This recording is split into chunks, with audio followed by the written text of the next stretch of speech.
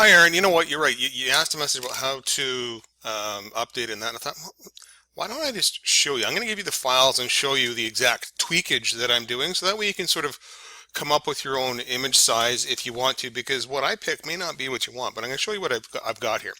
I'm going to send you the slider.css. It goes into the styles folder to replace this one here. Okay.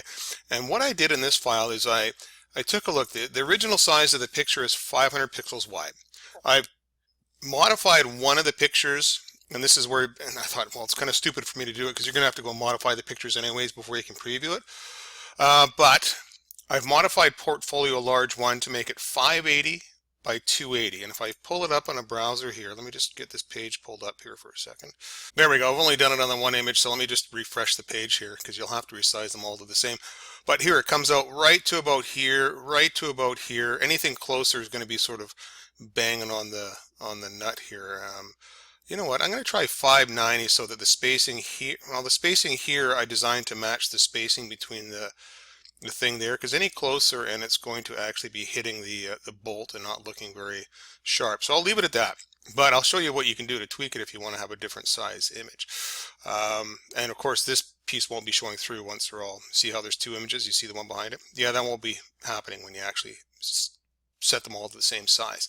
But I'm going to send you this CSS file right here. And basically what I did is I tweaked the padding and the width of the slider component. And it's kind of the higher the padding, the lower the width. So if you increase the padding by 20 pixels, in other words, if you change the size of the picture by 20 pixels, you only need to adjust the padding by like 10. So you make this 51, but you drop this down to 609. So it's one of those ratios. I think 580 is going to be the best number. So this is all set up for you. I do have to send you another, in the ticket, I'm going to include, right, a new background. It's the Nevo slider background, and I realized after taking a look at it I'd have to do this. But this one here, it allows any size picture, because the other one had sort of a background framey thing going on it, which really wasn't looking too sharp there. So I had to remove that because the newer size pictures didn't fit. So now it looks like it fits in.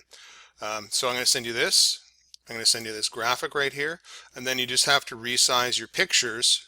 Right, I'm going to suggest 580 by 280. Now, if you want to go with a different size image, because you said we talked about making them fit or making them larger, we didn't say how much larger. So that's the point where, okay, you know, you've got to copy the files, I've got to copy. Let me know what picture size you want, and if you have trouble, I can resize one in the copy I have, and then tell you the exact, you know, width and the exact padding to go with in order to get the right combination. But it's kind of a combination of, you have to change the caption width right here.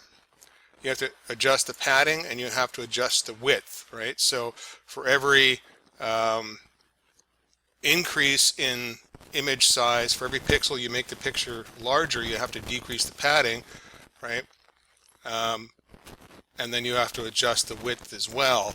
So it's a weird combination of things you have to do. So let's start off with that.